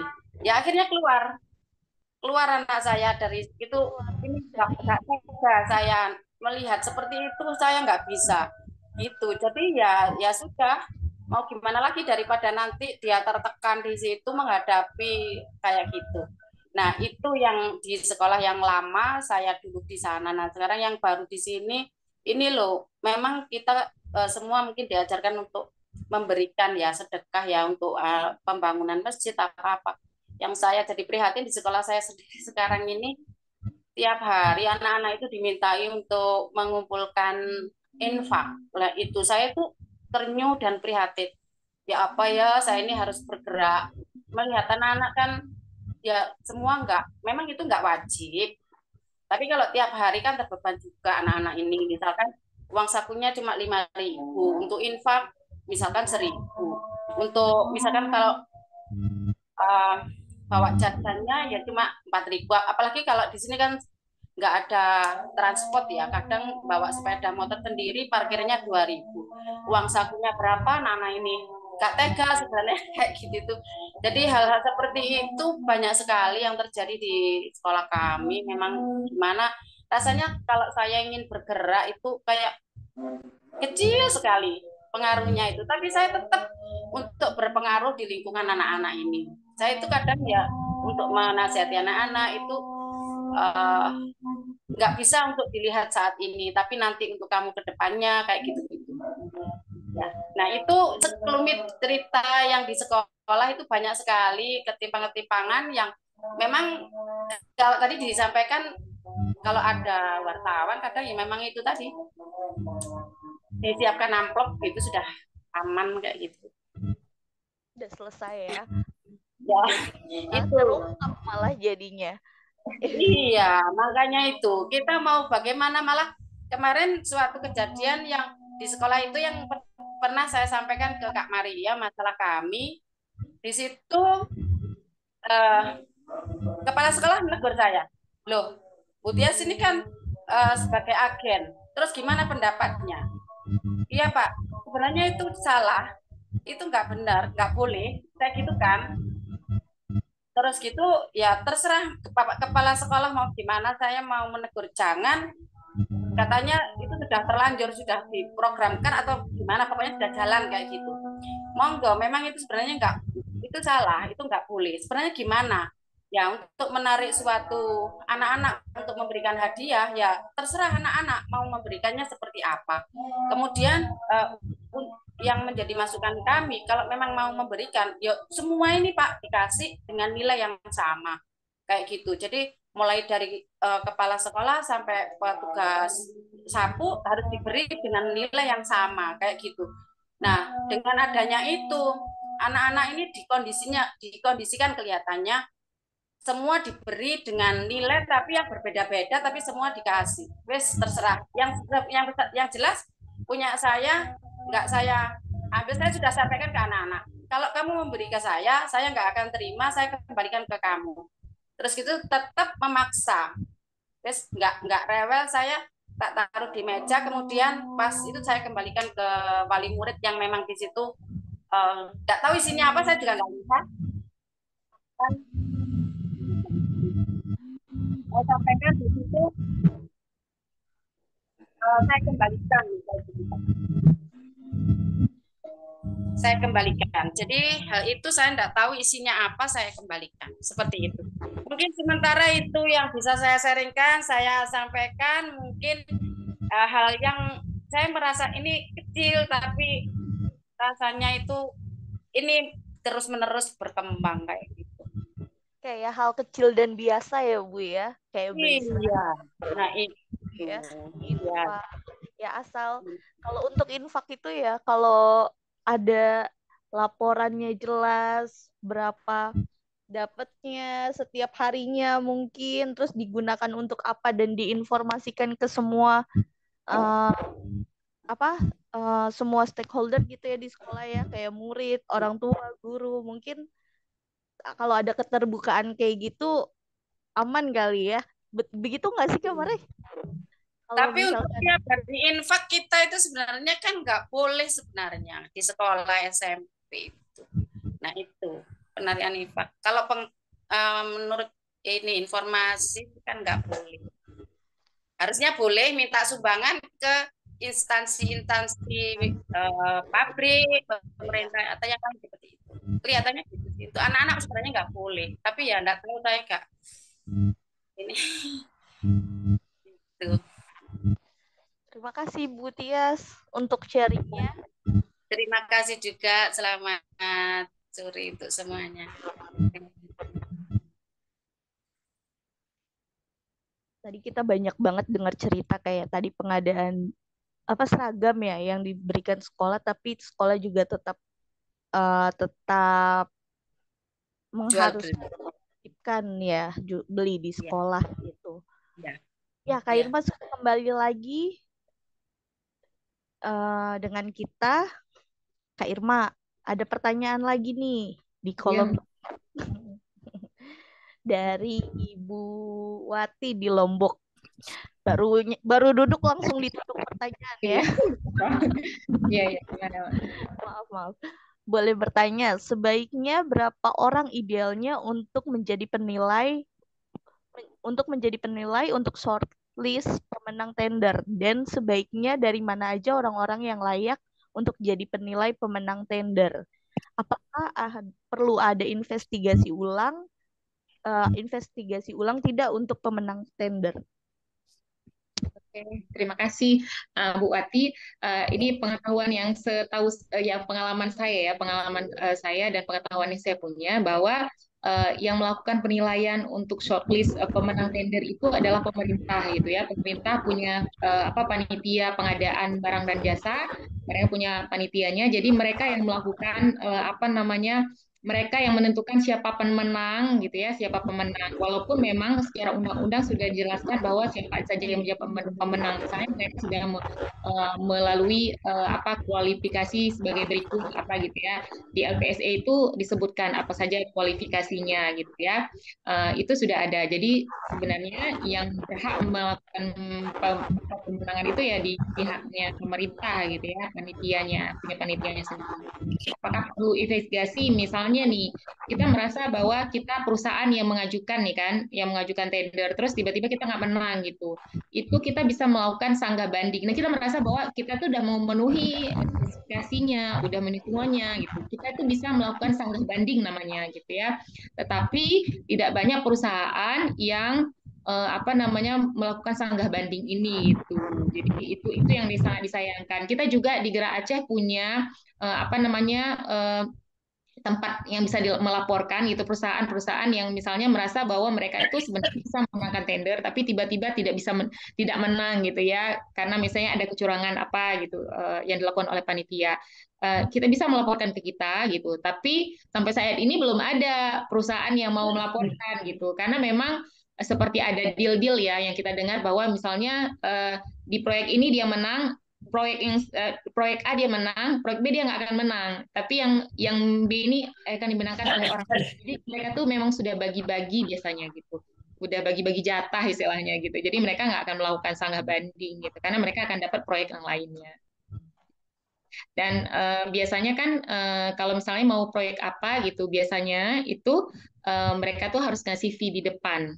Itu yang sangat berpotensi adanya korupsi di dalam pengadaan barang dan jasa gitu ya. Bisa jadi fee yang diberikan itu kalau nggak salah saya kemarin diskusi dengan teman-teman Gerak itu 20% dari apa namanya pembangunan itu. Jadi salah satu juga ketika saya melakukan pemantauan di pembangunan gedung pengelolaan Aceh itu, mereka juga bilang nih para kontraktornya gitu ya, Pak, kenapa pasang papan pengumuman itu yang seharusnya harus di depan proyek, kenapa dipasangnya di dalam proyek? Saya bilang gitu. Oh gini Bu, nanti banyak sekali orang-orang yang minta jatah proyek gitu, yang minta jatah gitu. Kenapa? Makanya kami itu. Tapi itu secara aturan salah Pak gitu. Makanya saya waktu itu ya kena ancaman gitu. Oh Ibu nggak boleh ngomong gitu ya. Jadi ya itu. Gitu. Jadi memang mereka juga pelakunya tidak apa namanya tidak menjalankan sesuai dengan aturan yang ada. Gitu. Bu Wati masih di sini kah? Apakah terjawab, Bu? Masih. Halo? Iya, iya. Bu Wati, apakah terjawab, Bu? Untuk tadi artinya boleh nambah ya, Mbak? Boleh ini ya? Boleh sharing ya? Ya, artinya sebenarnya masih belum clear ya di dalamnya kita karena apa namanya, kalaupun yang orang-orang di dalam, misalnya 3 orang itu menjadi penilaian, menjadi shortlist yang nilai siapa menang, tapi ternyata di dalam masih ada juga kong kali kong begitu ya, yang tanpa kita tahu gitu. Contoh, ada teman saya kemarin di sebuah kabupaten, dia memenangkan tender untuk sebut aja pengadaan sapi. Ini betul-betul nyata. Dia sudah dapat tender masuk shortlist pemenangnya. Kebetulan teman ini agak berdana juga mungkin. Tetapi pengumumannya sudah bagus, tetapi dalam perjalanan itu belum action. Di dalam instansi terkait ini mohon maaf kita sebut aja di dalam pemerintahan tersebut gitu, ternyata dia ditelepon salah seorang pejabat di situlah ya yang punya posisi. Dia bilang, tolong kamu kirimkan saya uang 20 juta atas rekening nama istri saya. Walah, saya bilang, begitu dia meminta seorang pejabat di dalam, ternyata sekalipun secara secara regulasi sudah oke, secara struktural sudah oke, siapa-siapa yang akan jadi penilai, di dalamnya itu ternyata belum clear menurut saya, belum bersih ya. Ya mungkin itu adalah individu-individu di dalamnya, tetapi susah juga kita membersihkan orang-orang yang tanda kutip di dalamnya masih ada rasa ingin untuk mendapatkan suap, untuk mendapatkan gratifikasi dan lain sebagainya untuk memenangkan sebuah tender. Itu mungkin PR juga dari kita semua ya, bagaimana membersihkan orang-orang di dalam ini memang mungkin ya seperti itu. Ya, terima kasih Mbak Irma dan Mbak Ika. Terima kasih Bu Wati untuk sharingnya.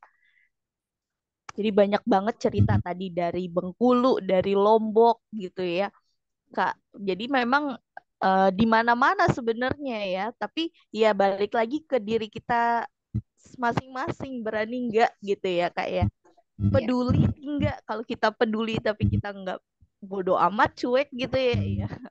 Ya kita harus terima aja apa resikonya gitu ya. Kayak tadi jalanan atau gedung yang ternyata mungkin bahannya di korupsi sedikit gitu kan, tahu-tahu roboh kayak gitu. Memang ya kalau kita mau apa namanya dapat manfaatnya, kita nggak mau jadi korbannya, ya kita harus berani ya kayak membiasakan yang benar itu ya. Iya, betul. Tetapi mungkin suara kita terlalu kecil Mbak. Hanya beberapa. Satu, mungkin kalau suara Sepak karena kami adalah tidak terlalu mempunyai posisi tawar, mungkin itu susah didengarkan. Mungkin seperti itu ya. Ya, terlalu kecil juga kami. Memang memulai dari diri sendiri, harus dari hal yang kecil gitu. Kita sudah coba untuk sosialisasi pada tingkat grassroots sampai pada tingkat provinsi dengan pemerintah instansi gitu. Tapi sekali lagi ya susah juga membersihkan hal-hal yang seperti itu ya yang ada di dalam gitu. Iya, betul sekali Bu ya. Harus harus dari diri sendiri ya dulu ya. Terus kita juga punya tekad yang kuat gitu ya. Terus juga sekali-kali memang pemerintah itu harus ditakut-takutin juga gitu ya. Misalnya ke mereka buat pengadaan nih besar-besar nih, harus kita takut-takutin juga biar mereka tahu bahwa sebenarnya masyarakat itu butuh pengadaan yang itu sesuai dengan kebutuhannya masyarakat, bukannya sesuai dengan kebutuhan mereka gitu. Bukan pengadaan yang bisa mereka korupsi gitu ya. Misalnya pembangunan jalan itu kan suka banget tuh pemerintah ya buat pembangunan jalan, gedung gitu. Tapi mereka tidak melihat kebutuhan masyarakatnya gitu. Kita juga pernah melakukan audit sosial nih Kak Ika di desa gitu ya. Kita melihat ada pengadaan barang-barang untuk BUMD ya di Gampung, Badan Usaha Milik Gampung kalau di Aceh gitu, BUMD gitu. Di situ juga ada banyak pengadaan yang disalahgunakan gitu ya. Dan kadang pelakunya itu adalah ya aparatur Gampungnya sendiri gitu. Kita juga belum tahu nih kan, sebagian besar dari aparatur Gampung yang mendapatkan atau aparatur desa yang mendapatkan dana desa, mereka itu belum punya banyak pengetahuan soal pengadaan, misalnya soal bagaimana anggaran yang baik yang transparan gitu. Jadi kadang-kadang mereka juga masih butuh pendidikan nih, masih butuh pengetahuan dari pemerintah sendiri gitu. Sehingga kan kalau di Aceh itu udah banyak sekali tuh geci atau kepala desa yang masuk penjara gara-gara mereka salah menggunakan anggarannya. Kadang-kadang sebenarnya mereka tidak berniat untuk korupsi gitu, tapi mereka salah dalam penyalahgunaan anggaran itu karena ketidaktahuan mereka gitu. Jadi perlu ada pendidikan juga sebenarnya yang harus dilakukan oleh pemerintah untuk para aparatur desa yang menggunakan dana desa ya, kayak Ibu bilang tadi, Ibu dari peserta tadi yang bilang bahwa ada potensi-potensi korupsi juga di dana desa. Ini tuh. Iya. Jadi memang bukan pendidikan ya, penyuluhan ya Kak ya, tentang pengadaan barang dan jasa itu penting. Mereka bilangnya BIMTEK ya, bimbingan teknis ya. Oh iya, BIMTEK ya. Iya benar-benar. Aku aku pernah tuh dapat tuh juga BIMTEK di Kemendikbud. Belajar tentang SBM dan lain-lain. Pelaporannya. Ya, ya kakak-kakak mungkin ada lagi untuk sharing tentang pengadaan barang dan jasa ini. Banyak banget ya Kak ya cerita, tapi waktu kita nih udah jam 7. Mungkin ada lagi satu lagi terakhir.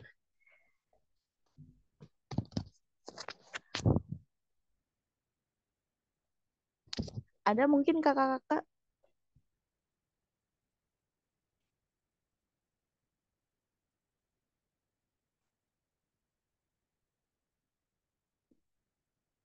Mungkin sudah tidak ada ya Kak Irma ya. Ya, ya. Terima kasih untuk sharingnya Kak Irma, Bu Wati dan Bu Fatma tadi untuk sharing dan Bu Tias tadi. Terima kasih juga, sama-sama. Walaupun ya tadi Bu Wati, walaupun memang kita kecil gitu ya, kayak bukan siapa-siapa, kalau maju sendirian yang ada kita yang dikeroyok, diancam tadi Kak Irma ya. Tapi ada teman-teman dari NGO mungkin, dari SPAK, dari TI tadi disebutkan, dari ICW yang bisa membantu untuk mengadvokasi ya Kak ya. Jika kakak-kakak menemukan hal-hal seperti ini gitu.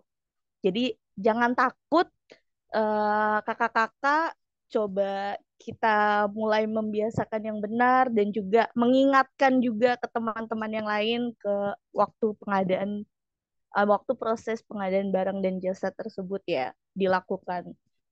Oke Kak, terima kasih untuk sharingnya sore hari ini, luar biasa.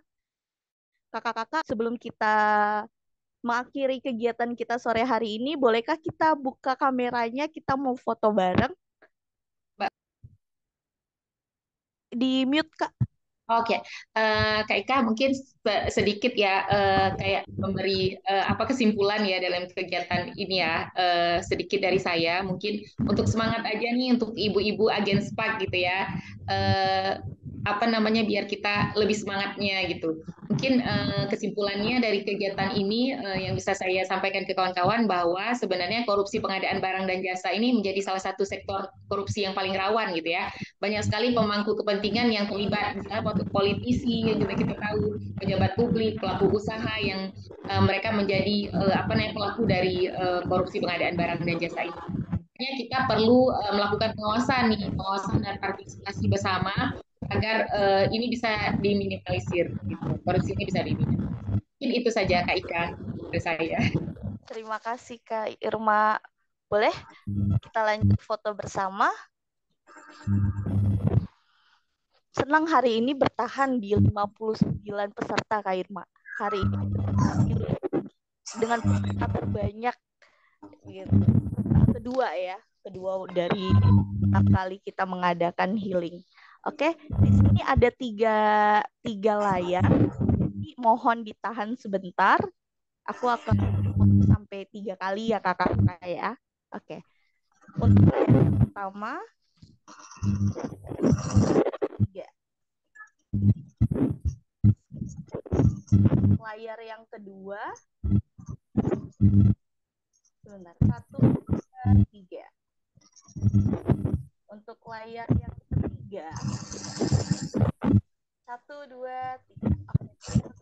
Kakak jangan lupa untuk mengisi link absensi di kolom chat dan kita bertemu lagi selanjutnya di episode 7 dengan narasumber yang berbeda dan tema yang berbeda pastinya, untuk kita sama belajar bagaimana kita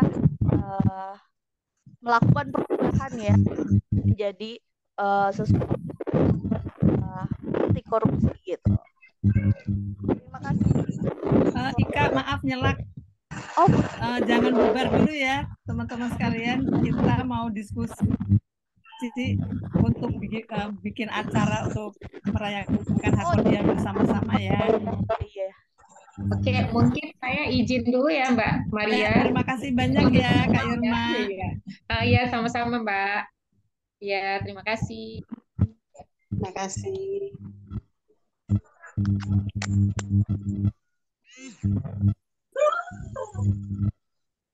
Boleh Kamar dipersilahkan. Oke, kakak-kakak sekalian, ini mumpung semuanya ngumpul ya 57 orang, senang banget ya. Jadi kita kan nanti Desember sebetulnya pada tanggal, maaf ya saya nggak buka kamera karena jaringan di sini kurang baik.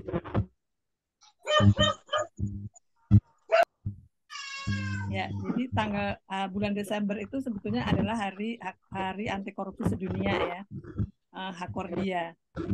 Nah, kami ingin mengajak teman-teman sekalian dari berbagai daerah. Ini kan kelebihan SPAK ini ada di 34 provinsi ya, bahkan sampai ke level kabupaten segala. Nah, kami ingin mengajak teman-teman untuk brainstorming sedikit tentang gimana kita bisa merayakan Hakordia ini serentak bersama-sama supaya kita bisa terdengar gaung kita dalam ikut dalam barisan pencegahan korupsi. Jadi ada beberapa, mungkin saya buka ini dulu deh ya, saya buka kesempatan teman-teman yang mungkin punya ide apa yang bisa dilakukan bersama-sama, tapi mungkin satu hal ya, tapi kita dilakukan secara berbeda di berbagai macam daerah gitu.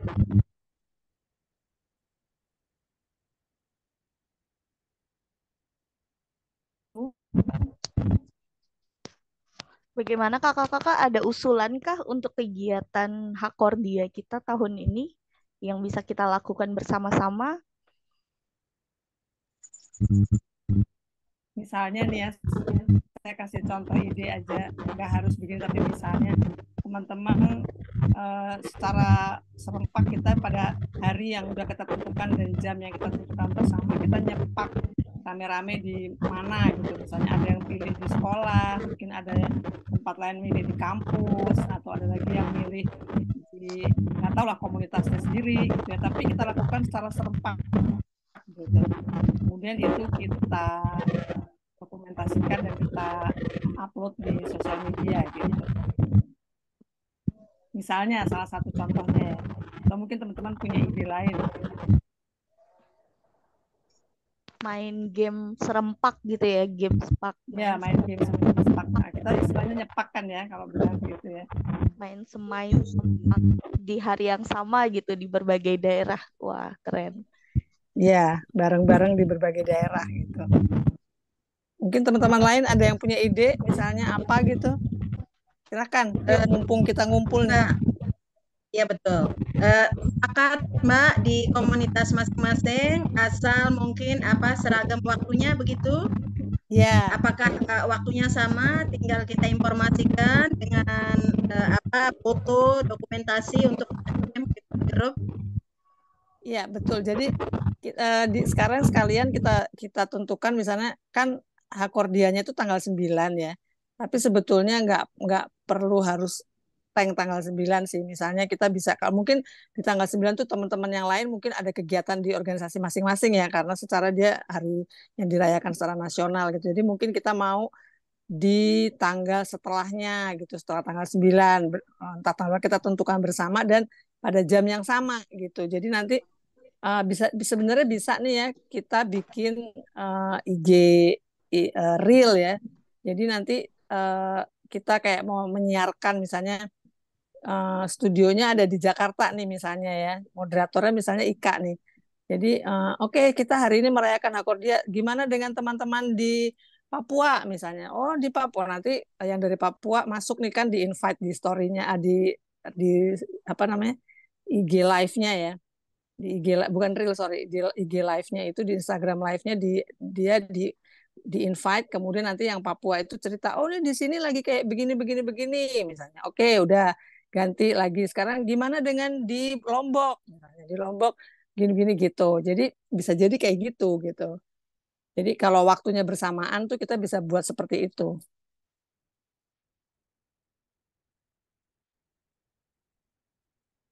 Gimana teman-teman? Ada ide lain misalnya mau ngapain lagi yang lain gitu? Jadi kalau tadi usul kamar tuh teman-teman yang lain bisa lihat di IG. Iya, Gitu. teman-teman tuh, jadi nanti teman-teman masuk, kita yang buka IG live-nya tuh kita dari Spark Indonesia. Teman-teman masuk ke dalam IG live kita, kemudian nanti akan satu persatu diundang untuk menjadi menceritakan apa yang terjadi di daerahnya gitu. Terus nanti gantian, misalnya kalau udah Lombok gantian ke yang lain, Papua nanti pindah lagi ke Bengkulu, misalnya nanti pindah lagi ke Semarang atau kemana gitu yang lain. Nah, seperti itu bisa jadi seperti itu juga gitu. Nah, itulah pentingnya kita lakukan serempak gitu. Kalau serempak atau mungkin teman-teman punya ide yang lain, saya nggak tahu, makanya ini mumpung ngumpul kita brainstorm bareng di sini ya. Kamar, Ya, izin, mohon maaf, saya monggo. off ya, karena Kak, kamu lagi gimana? Suamimu sakit katanya ya? iya. Tapi sekarang baik-baik aja. Alhamdulillah better. Mbak Oke, Maria, siap. Ya, siap. saya mungkin ini ya meneruskan gitu ya. Untuk tanggal dan waktu mungkin nanti kalau boleh gitu ya, saya lebih prefer di awal Desember itu pertama. Kemudian yang kedua, kenapa harus nyepak gitu ya? Karena menurut saya apapun nanti rangkaiannya, tapi nyepak ini menjadi kegiatan yang pokok gitu, karena ini adalah karakteristik gerakan kita gitu ya. Pada itu juga apa namanya tidak membutuhkan banyak biaya. Nah, dalam kondisi itu ya, menurut saya kita tidak perlu membayangkan yang terlalu riweh gitu ya. Sebisa mungkin dan seperti apapun yang bisa kita lakukan itu bisa jadi contoh misalnya gitu ya. Kalau memang kita sudah sepakat misalnya di tanggal 5 misalnya tanggal 5 jam 10 oke, kita buka semua, syukur-syukur kalau misalnya di antara kita memang bisa masuk di entah itu lembaga atau apapun yang melibatkan banyak orang. Even kalau misalnya kita nggak bisa seperti itu pun, pas kita ada di jalan seperti yang sudah dilakukan oleh beberapa teman-teman kan, di jalan pun atau lagi di mana namanya transportasi publik gitu ya, itu kita lakukan aja gitu, kita bikin have fun aja. Yang penting adalah hari itu, jam itu kita melakukan secara bersama-sama kegiatan nyepak, dan itu menurut saya justru lebih akan menunjukkan betapa fleksibelnya gerakan ini dan bisa dilakukan kapanpun, dimanapun, tanpa terikat oleh suatu situasi dan kondisi apapun gitu. Menurut saya gitu Mbak Mar. Terima kasih Mbak Ika, monggo. Makasih Mbak Vira. Benar banget Mbak, memang itu makanya kita tadi mulai dengan gimana kalau nyepak bareng ya kan. Itu aku setuju banget. Satu itu ciri khas kita gitu ya, dengan adanya game dan di mana-mana kita bisa di mana aja deh gitu. Kayak segampang itu gitu. Terus suaraku terdengar nggak ya? Jelas Kak, jelas. Jelas ya, oke. Dan juga itu juga benar, nggak mengeluarkan, kita nggak perlu bikin panggung, nggak perlu apa gitu. Jadi kita benar-benar bisa fleksibel banget dan murah lah, ibaratnya relatif lebih murah gitu. Cuman emang harus direncanakan, misalnya kalau yang mau masuk ke sekolah, yang bergerak di bidang pendidikan mungkin mau ke sekolah, itu harus direncanakan gitu ya, sekolahnya yang dipastikan ada anak-anaknya gitu. Atau misalnya yang mau di kampus itu di mana gitu. Ya paling itu yang harus dipersiapkan sih. Ini ada usulan dari Ibu Susiana dari UIN Kalijaga ya. Jika memungkinkan, deklarasi serempak seluruh Indonesia Gerakan Perempuan Anti Korupsi dimasukkan MURI dengan kegiatan sesuai dengan kreativitas masing-masing institusi. Ya ini bisa juga, cuman kalau masuk ke MURI tuh Bu, kita bayar tuh Bu. Soalnya SPAK dulu juga pernah itu, dan kebetulan saya yang ngurus, jadi saya tahu tuh waktu tahun 2000 berapa tuh bayarnya sekitar 25 jutaan untuk bisa masuk ke MURI. Jadi bukan MURI-nya yang otomatis dia tertarik terus dia mau ngeliput gitu ya. Kita ngundang dia, kemudian nanti kita bayar ke dia untuk kegiatan-kegiatan yang pengen dia meliput gitu.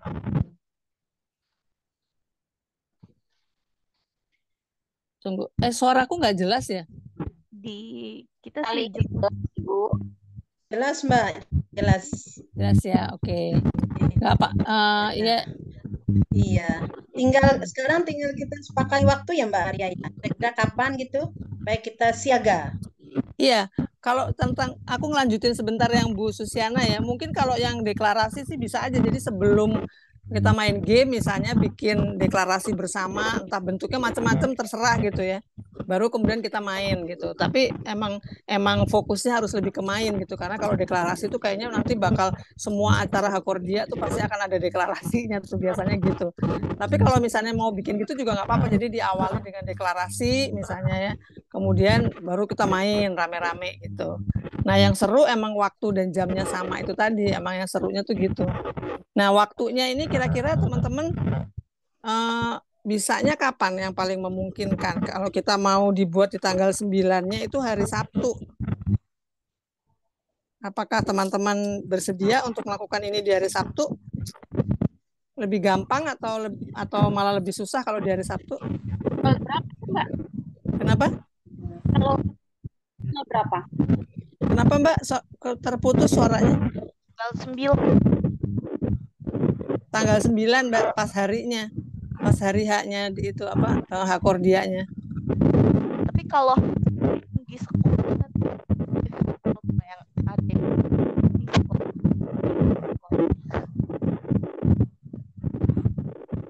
ini kayaknya ada yang mic-nya agak kayak gluduk-gluduk nggak sih?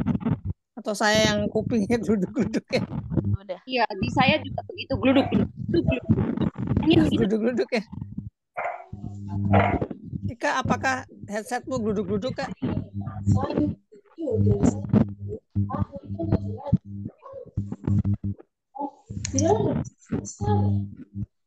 Oke. Gimana teman-teman sekalian? Apakah mau kita adakan hari tanggal 9? Ini belum ada ya. Dari saya sih ya. belum tanggal. Kalau Sabtu di sekolah kami kan libur. Tuh, nah, ini masukan sih. Gimana kalau setiap daerah, semua daerah itu menyiapkan dengan mengirimkan video misalkan. Nah, nanti pas waktu hari H, kalau bisa sih memang pas hari ulang tahunnya itu kita dirayakan dengan bersama-sama, tapi di situ sudah tersiapkan juga video-video dari daerah-daerah lain yang mungkin nggak bisa gabung kayak gitu. Jadi nanti bisa tercover semua dari semua daerah. Mungkin itu masukannya. Kalau tanggal 9 itu Sabtu, sekolah di Gresik, daerah Surabaya libur. Seperti itu. Nah, mungkin berarti jangan 9 ya. Kalau libur, rata-rata sih sekolah libur hari Sabtu ya. Nah, libur. Apakah mau dirayakan sebelumnya? Enggak apa-apa, Bu Maria, hari Sabtu enggak apa-apa. Tapi itu tadi diiringi dengan video. Kalau misalkan nggak bisa gabung pas hari hanya itu, ada videonya dari daerah mana bisa ditayangkan kan mungkin itu. Gimana? Artinya kan si pembuat video harus membuat sebelumnya gitu ya, Bu? Sebelumnya, iya, membuat sebelumnya jadinya. Berarti dia harus mengadakan acara bermain itu sebelumnya? Sebelumnya, iya. Lagian kalau tanggal-tanggal itu di sekolah kami di Gresik itu ulangan. Jadi kemungkinan nggak bisa juga untuk. Oh gitu, oke. Yeah. Oke, boleh sih kalau misalnya mau dibikin video, cuman kan gaji nggak live ya, laporannya nggak live gitu ya. Iya, mungkin kan sebagian mungkin ada yang ngirim video, mungkin ada kan daerahnya banyak, jadi mungkin biar terlihat semua ada di daerah di mana-mana bahwa kita itu ada di mana-mana, makanya mungkin yang lainnya mengirimkan video kayak gitu, yang bisa gabung nanti juga gabung kayak seperti itu, mungkin masukan aja seperti itu Bu Maria. Iya, makasih Mbak Tias. Sama-sama. Cuma kalau IG live itu nggak bisa kita muter video kan ya Kak ya?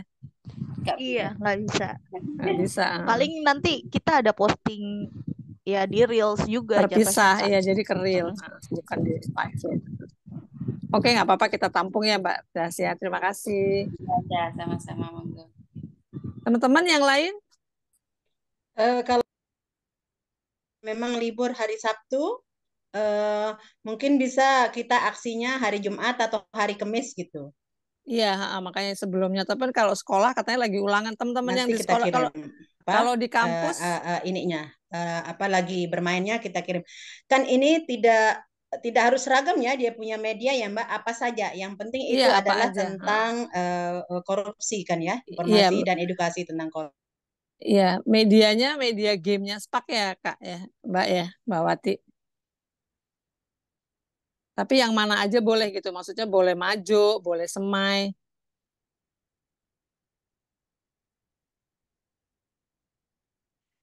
Jadi bermain game Spark barengan ya Kak ya.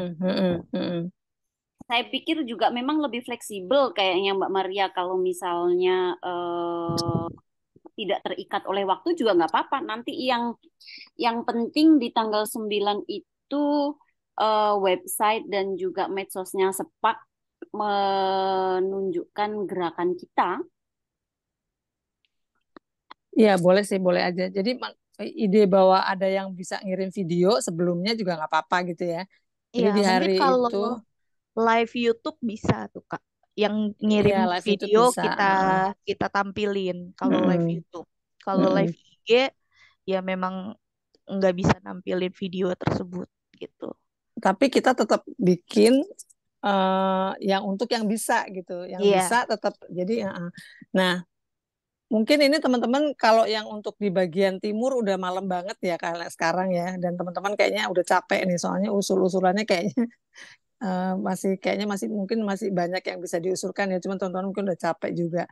Nah, untuk sementara ide kita seperti itu ya teman-teman sekalian. Jadi nanti kalau ada ide lain boleh disambung di grup ya, di grup kita, grup besar Agen Spark atau di grup-grup yang lain-lainnya gitu ya.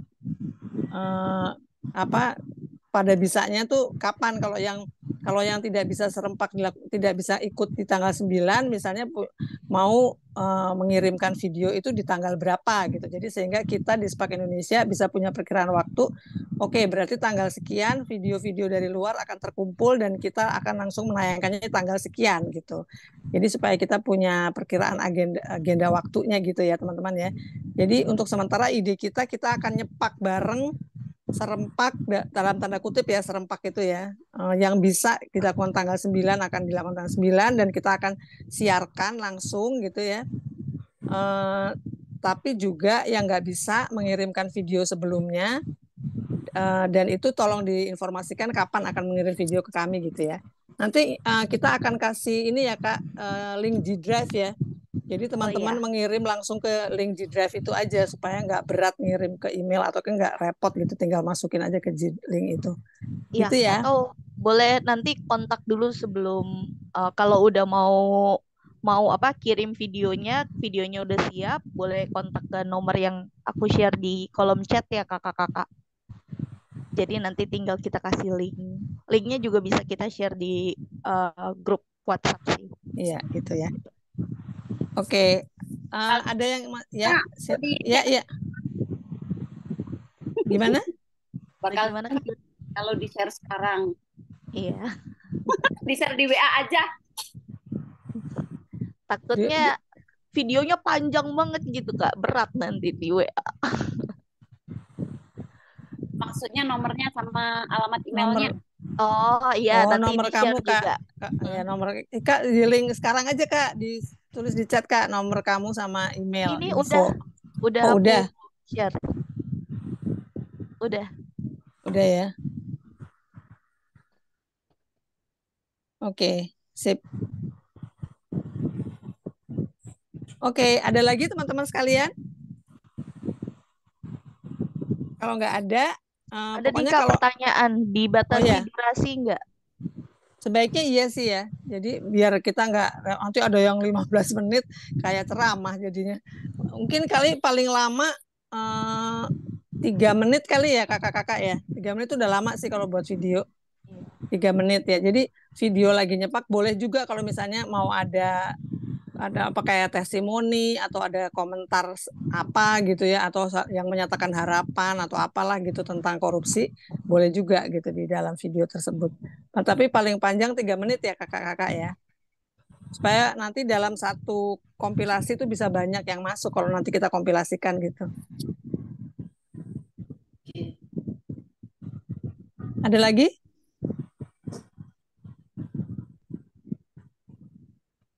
Oke, kalau udah nggak ada mungkin bisa kita tutup ya, Ika ya. Aku kembalikan ke Ika lagi.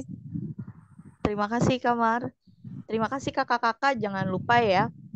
Kita pakai batas waktu nggak Kak? Maksimal tanggal berapa untuk Nah, pengumpulan? iya. Itu yang aku sebenarnya minta teman-teman sekalian mengusulkan karena kan mungkin berbeda-beda kesibukannya ya kalau yang nggak bisa ngirim di tanggal. Jadi mohon diinformasikan saya bisa ngirim tanggal sekian gitu. Jadi supaya kita bisa nanti kalau saya tentukan kita tentukan tanggalnya takutnya ada yang nggak bisa terus nggak jadi ngirim gitu. Jadi masing-masing tolong masukin di WA tanggal berapa akan mengirimnya gitu. Iya. Cepat lebih baik seperti itu Iya, aja. makin lebih cepat lebih baik ya. Jadi karena kan kita harus nyatuin dulu juga kan ya. Biar Iya. tanggal 9 kita bisa posting di media sosial kita. Iya, Gitu. betul. Ya, terima kasih kakak-kakak untuk idenya. Jangan lupa disiapkan videonya. Contoh video. Contoh video kita ada nggak ya? Videonya bisa dikirim di grup. Contohnya tuh cuma ini aja Bu, sebenarnya kalau lagi nyepak pasti nyepak tuh kalau kita bilang lagi main game spak gitu ya, barengan sama komunitas tertentu, bisa anak-anak atau bisa di keluarga juga bisa, atau sama teman-teman pengajian misalnya ibu arisan atau siapa aja sih gitu yang teman-teman ajak untuk main spak ini, dibikinkan video. Kemudian mungkin ada komentar 1-2 komentar dari pesertanya apa yang mereka rasakan ketika bermain itu, atau mereka punya pendapat tertentu tentang harapan gitu ya, tentang Indonesia ini ke depannya terkait korupsi gimana misalnya, atau apapun gitu ya yang terkait hari anti korupsi lah ya pastinya ya. Nah, jadi gitu aja sih videonya Bu. Jadi sesederhana itu, ada yang lagi main bener-bener di videoin aja, kayak kita lagi videoin kita lagi piknik kemana gitu kan, kita bikin video seperti itu aja. Jadi nggak perlu dibagus-bagusin, dikasih judul apa, nggak perlu. Nanti di dalam sosial media yang akan kita bilang ini dari Bengkulu misalnya, atau ini dari Bali, atau ini dari mana gitu, nanti kita yang akan bikinkan itunya. Jadi daripada nanti pada repot bikin editingnya, jadi malah nggak ngirim-ngirim gitu. Ibu Maria. Iya, Kak Arfa. Iya. Kemarin Arfa kirim video. Maaf Kak, suaranya kurang jelas. Kemarin tuh udah kirim di grup TOT. Ya kan? Ibu Maria. Tapi itu boleh nggak dikirim videonya? Saya kurang jelas Bu, suaranya, mohon maaf Bu, nggak kedengeran. Oke.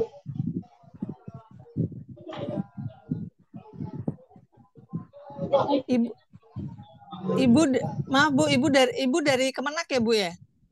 Ya, dari PCKIN.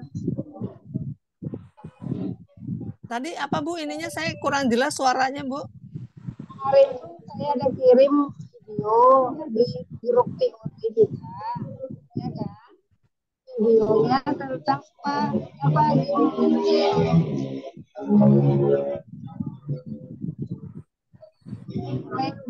seperti itu kan? Iya, oke. Iya Bu, seperti itu. Cuman ditambah dengan komentarnya peserta tentang Hakordia, ada apa harapan atau apa terkait Hakordia, supaya kita tahu bahwa video itu memang dibikin dalam rangka Hakordia gitu. Jadi bukan video rekaman yang bulan-bulan lalu misalnya gitu, tapi ini memang dibuat dalam rangka Hakordia gitu. Jadi ada komentar 1-2 orang atau 1 orang lah ya tentang apa yang dia harapkan atau apa pesan dia kepada masyarakat atau kepada siapa aja terkait hari anti korupsi ini gitu. Oh iya Bu, ya. Makasih Bu. Ya, sama-sama Ibu. Dari Yayan kakaknya. Ya Ibu, terima kasih. Mungkin kalau ada pertanyaan lagi bisa langsung chat di WhatsApp ya, di nomor yang saya bisa langsung ke, iya betul. Kolom chat kakak-kakak itu bisa bertanya kapan saja kok, tenang. Jadi kita tutup ya Kak ya kegiatan sore hari ini. Sekarang, ya. Terima kasih kakak-kakak untuk partisipasinya, untuk sharingnya, dan juga untuk kesediaannya membuat video dalam rangka Hakodia 2023. Oke, terima kasih kakak-kakak. Wassalamualaikum warahmatullahi wabarakatuh. Waalaikumsalam. Sehat-sehat semuanya. Sampai jumpa lagi. Terima kasih. Waalaikumsalam warahmatullahi wabarakatuh. Terima kasih, izin Lid.